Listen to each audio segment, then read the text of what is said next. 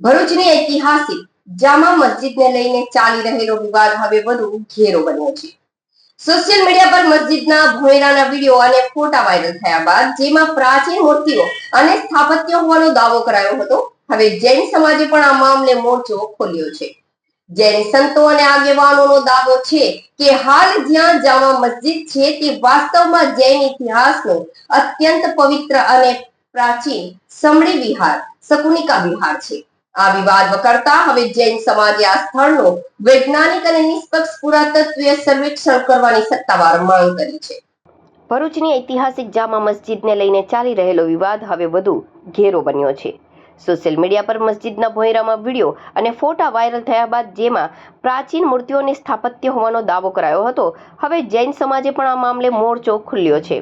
જૈન સંતો અને આગેવાનોનો દાવો છે કે હાલ જ્યાં જામા મસ્જિદ છે તે વાસ્તવમાં જૈન ઇતિહાસનું અત્યંત પવિત્ર અને પ્રાચીન સમડી વિહાર શકુનિકા વિહાર છે। આ વિવાદ વકરતા હવે જૈન સમાજે આ સ્થળનું વૈજ્ઞાનિક અને નિષ્પક્ષ પુરાતત્વીય સર્વેક્ષણ એએસઆઈ સર્વે કરવાની સત્તાવાર માંગ કરી છે। સોશિયલ મીડિયા પર ભરૂચ જામા મસ્જિદના ભોંયરાના કેટલાક વિડીયો વાયરલ થયા હતા। દાવો છે કે આ ભોંયરામાં જૈન ધર્મના 19મા તીર્થકર ભગવાન મલ્લીનાથ અને અન્ય હિન્દુ દેવી દેવતાઓની પ્રાચીન મૂર્તિઓ તેમજ સ્થાપત્યના અવશેષો મોજૂદ છે। આ વિડીયો સામે આવ્યા બાદ વિવિધ ધાર્મિક અને સામાજિક સંગઠનો સક્રિય થયા છે। ખાસ વાતચીતમાં પ્રસિદ્ધ જૈન સંત રાજસુંદર વિજયજી મહારાજે ભરૂચની આ વિવાદિત ભૂમિ સાથે જોડાયેલા 3 મોટા ઐતિહાસિક દાવા કર્યા છે, જેમાં એક અશ્વબોધ તીર્થ જૈન ધર્મના 20મા તીર્થકર ભગવાન મુનિ સુવ્રત સ્વામી પોતાના પૂર્વ ભવના મિત્ર એવા એક અશ્વને જ્ઞાન આપવા માટે વિહાર કરીને ભરૂચ પધાર્યા હતા। આથી આ ભૂમિ અશ્વાવબોધ તીર્થ તરીકે ઓળખાય છે। બીજું પ્રાયશ્ચિત તીર્થ પૂર્વકાળમાં મોટા મુનિઓ પોતાના પાપોના પ્રાયશ્ચિત માટે ભરૂચ આવીને ભગવાન મુનિ સુવ્રત સ્વામીની સમક્ષ અઠ્ઠમ તપની આરાધના કરતા હતા। ત્રીજું સમડી વિહાર એટલે કે શકુનિકા વિહાર। ઇતિહાસ મુજબ ભરૂચના જંગલમાં એક સમડી શિકારીના બાણથી ઘાયલ થઈ હતી। જૈન સંતોએ તેને નવકાર મંત્ર સંભળાવ્યો, જેના પુણ્યથી તે આગામી ભવમાં લંકાની રાજકુમારી બની। જાતિ સ્મરણ જ્ઞાન થતાં જ તે પોતાની અઢળક સંપત્તિ સાથે ભરૂચ આવી અને અહીં એક ભવ્ય જૈન તીર્થનું નિર્માણ કરાવ્યું, જે સમડી વિહાર તરીકે ઓળખાય છે। જૈન આગેવાનોનો આક્ષેપ છે કે તેઓ તથ્યોની તપાસ માટે ભોંયરામાં જવા માંગતા હતા, પરંતુ મસ્જિદ ટ્રસ્ટે મંજૂરી ન આપી। વર્ષો દરમિયાન અહીં અનેક નવા બાંધકામો કરીને મૂળ સ્થાપત્ય બદલી નાખવામાં આવ્યું છે। આથી હવે દૂધનું દૂધ અને પાણીનું પાણી કરવા વૈજ્ઞાનિક સર્વે જ એકમાત્ર રસ્તો છે। તો બીજી તરફ જામા મસ્જિદ ટ્રસ્ટ અને મુસ્લિમ સમાજના અગ્રણીઓએ આ દાવાઓને સંપૂર્ણપણે ભ્રામક ગણાવ્યા છે। ટ્રસ્ટના સભ્યોએ જિલ્લા કલેક્ટરને આવેદનપત્ર સોંપીને રજૂઆત કરી છે કે સોશિયલ મીડિયા પર ખોટા વિડીયો વાયરલ કરીને ધાર્મિક લાગણીઓ દુભાવવાનું વ્યવસ્થિત ષડયંત્ર થઈ રહ્યું છે। માહોલ બગાડનારા તત્વો સામે કડક કાનૂની કાર્યવાહી કરવામાં આવે। જામા મસ્જિદ સદીઓ જૂની ઐતિહાસિક ઇમારત છે અને ભવિષ્યમાં પણ મસ્જિદ જ રહેશે। ભરૂચના સ્થાનિક લોકો અને ઇતિહાસકારોમાં આ મુદ્દે મિશ્ર પ્રતિસાદ છે। કેટલાક લોકોનું કહેવું છે કે ભરૂચ એક પ્રાચીન બંદર અને ઐતિહાસિક નગર હોવાથી સત્ય બહાર લાવવા માટે વૈજ્ઞાનિક તપાસ થવી જ જોઈએ, જ્યારે પ્રબુદ્ધ નાગરિકોનું માનવું છે કે મામલો અતિ સંવેદનશીલ હોવાથી શાંતિ અને સાવચેતીપૂર્વક આગળ વધવું જરૂરી છે। અહીં નોંધવું ઘટે કે આ પ્રકારના અતિ સંવેદનશીલ મામલામાં સોશિયલ મીડિયાના દાવાઓ પર ભરોસો કરવાને બદલે પુરાતત્વીય પુરાવા, પ્રાચીન દસ્તાવેજ અને નિષ્ણાંતોના વૈજ્ઞાનિક અભ્યાસને જ આખરી ગણવો જોઈએ। હવે જોવાનું એ રહેશે કે પુરાતત્વ વિભાગ, એએસઆઈ અને રાજ્ય સરકાર આ મામલે આગામી દિવસોમાં શું સ્ટેન્ડ લે છે। એટલે જૈન સમાજ મૌન છે એવું કંઈ નથી। જસ્ટ એટલી વિચારણા ચાલી રહી છે કે જે બધું કાર્ય પુરાતત્વ વિભાગ, આર્કિયોલોજીકલ વગેરે કરી રહ્યા છે તેઓ લોકો પ્રોપર જ કરતા હશે અને આગળ વધશે એ એંગલથી, અને બાકી આજથી આટલા 700 વર્ષ જૂનું મંદિર વગેરે જે છે એ હિસાબે પુરાતત્વ ખાતું જે નિર્ણય લેશે અને બરોબર સર્વે કરીને તટસ્થતાથી જે નિર્ણય આપશે એ બરાબર જ છે, એમાં કોઈ પ્રશ્ન જ નથી। તમને શું લાગે છે આ સ્થળનો ઇતિહાસ શું છે? આ સ્થાનના ઇતિહાસમાં જૈનો માટે મહત્વના 3 તીર્થો અહીં કહી શકાય। એક સૌથી પહેલા ભરૂચ માટે જ અશ્વાવબોધ તીર્થ, સ્વયં જૈનોના 20મા તીર્થંકર મુનીશ્વર સ્વામી ભગવાન પોતે એક પૂર્વ ભવના મિત્ર ઘોડાને, અશ્વને પ્રતિબોધિત કરવા માટે લાંબો વિહાર કરીને અહીંયા પધારેલા હતા. એટલા માટે સર્વપ્રથમ અહીંયા આ તીર્થને અસ્વાવબોધ તીર્થ તરીકે ભરૂચને કહેવાય છે.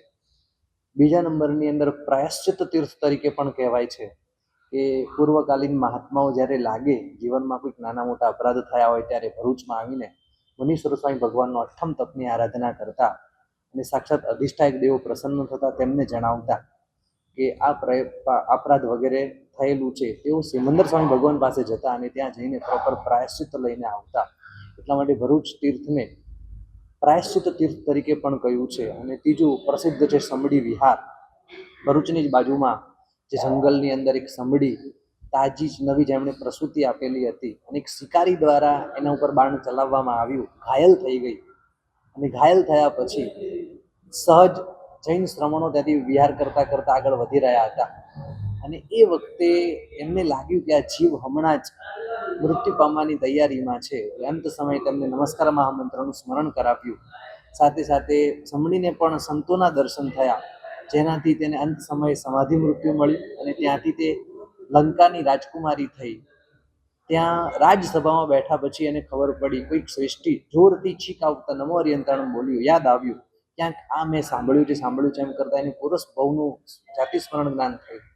અને પછી ખબર પડી અહીંયા જ ભરૂચની પાસે અહીંયા જ એક જૈન શ્રમણના નમસ્કાર મહામંત્રના સંભળાવવાથી મારું મૃત્યુ થયું હતું. પણ એક સમડી હોવા છતાં આવા ભગવાનની કૃપાથી ભગવાનના પ્રભાવે છે હું રાજકુમારી બની છું તો પોતે ત્યાંથી ઘણી બધી સંપત્તિ લઈને અહીંયા આવે છે અને એક ભવ્ય તીર્થનું નિર્માણ કરે છે. આમાંનું સમડી વિહાર, શકુનિકા વિહાર પણ આનું નામ કર્યું છે. આ તીર્થનો ભવ્ય ઇતિહાસ છે. મુક્તાનંદ સ્વામી જે તસવીર જાહેર કરી છે તે મસ્જિદમાં મૂર્તિઓનો દાવો પણ કર્યો છે, પરંતુ મુસ્લિમ સમાજ આ વાતને ફગાવે છે, તો આમાં તમારી દ્રષ્ટિએ સાચું પણ? એટલે અમે ખાલી સાંભળ્યું છે. આજે પણ સવારે અમે જામા મસ્જિદ જોવા માટે ગયેલા હતા, ત્યાંના કેટલાક શિલ્પો સ્થાપત્ય વગેરે જોયા પણ છે. જોકે અમને નીચે જવા દીધા નથી, એટલે નીચેનું શું છે અમને ખ્યાલ નથી. પણ સંત સાથે મહાત્મા સાથે પણ ચર્ચા કર્યા પછી લાગ્યું, એટલે એમના ગયા પ્રમાણે નીચે મૂર્તિ વગેરે હોઈ શકે એવી પૂરી સંભાવના છે એવું વિચારીએ છીએ. છતાં આ બાબતમાં અમે વિશેષ કંઈ જણાવતા નથી. પુરાતત્વ ખાતું એમના સાથેનું આ સ્થાન છે, એમની સાથે જોડાયેલું છે. ભારતીય સંસ્કૃતિનું જબરજસ્ત ધરોહર છે ને અમારું એટલું જ સૂચન એટલું જ કહેવું છે કે જે આર્કિયોલોજીકલ સર્વેના જે નિયમો હોય તેમના ડિપાર્ટમેન્ટો જે આવતા હોય, જે ખરેખર ચારી બાજુની પરિસ્થિતિ જોતા ક્યાંક આમ દુઃખ થાય તેવી હાલત લાગે. એક આટલું સરસ ભવ્ય જે ખરેખર ભારતીય સંસ્કૃતિ માટે બહુ ગર્વનું સ્થાન કહી શકાય, જે 700-800 વર્ષ પૂર્વે સહજતાથી નિર્મિત છે ને એનાથી પણ વધારે પ્રાચીન હોવાની સંભાવના છે, તો એની સુરક્ષા એની રીતે થવી જોઈએ. અને પુરાતત્વ ખાતું, આર્કિયોલોજીકલ ડિપાર્ટમેન્ટ એના જે નિયમોમાં જે આવે એનું સંપૂર્ણપણે પાલન કરે, બરાબર એ સ્થાનની જાળવણી થાય, એટલી જ અમારી ચાહના છે, એટલી જ અમારી ભાવના છે. ચક્રધર સ્વામીના જન્મસ્થળનું નિર્માણ કેવું હોવું જોઈએ આપની દ્રષ્ટિએ? એ બાબતમાં આજે જ મુક્તેશ્વરાનંદજી સાથે વાત થઈ. જો કે એ બાબતમાં હજી અમે ઊંડા ઉતર્યા નથી, એટલે વિશેષ અમને ખ્યાલ નથી. પણ તેમણે પણ આ બાબતમાં કહ્યું છે અને મહાત્મા પણ મહારાષ્ટ્રમાં જઈને ઘણા લોકોને ધર્મમાં જોડ્યા છે. છતાં સ્થાનની બાબતમાં હજી અમે એ બાબતમાં ઊંડા ઉતરી શક્યા. આ જે ધરોહર છે ત્યાં નમાઝ થાય છે, તો ઊંઝા માટે બી એ અધિકાર મળવો જોઈએ કે નહીં? જનરલી હું કહું છું કે અધિકાર મળવો જોઈએ. શું માંગ છે એ બાબતમાં હમણાં કોઈ સૂચન કરતા નથી. અત્યારે આટલી જ ગણતરી છે. કદાચ સમય જતાં જે તે સમયે જે થશે તે અલગ વાત છે. પણ પુરાતત્વ ખાતું, આર્કિયોલોજીકલ ડિપાર્ટમેન્ટમાં અત્યારે જે એમના નિયમો છે એટલું તો 100% સચવાવું જોઈએ. કેટલાક નિયમો અમે જાણ્યા છે, અંદર જે થોડું ઘણું નવું થઈ રહ્યું છે, કેટલુંક બની ચૂક્યું છે, જે ખરેખર એવું લાગે છે ક્યાંક એની ઉપેક્ષા થઈ રહી છે, તો પુરાતત્વ ખાતા દ્વારા એની ઉપેક્ષા ના થાય, નિયમ પ્રમાણે ચારે બાજુનું શુદ્ધિકરણ, એના નિયમમાં ઇનશોર્ટ જે આવે એનું અક્ષરશઃ પાલન થાય એવી અમારી ભાવના છે. આજે સમગ્ર વિવાદ ઉભો થયો છે, જેના કારણે પુરાતત્વ વિભાગની કામગીરીથી તમે કેટલા સંતુષ્ટ? પુરાતત્વ વિભાગે શું કર્યું એ હજી કદાચ અમારા ધ્યાનમાં નથી, પણ એટલું ચોક્કસ કહી શકીએ કે તેઓ ભવિષ્યમાં આગળ જતા એમના નિયમોને અધીન રહીને પ્રોપર ધ્યાન આપશે એટલો અમે વિશ્વાસ રાખીએ છીએ. છેલ્લો સવાલ છે, જેમાં આ લડતનું પરિણામ શું હોવું જોઈએ? સાચું કોણ? કદાચ મારા હિસાબે સાચું કોણ ખોટું કોણ આ એ જવાબ નથી.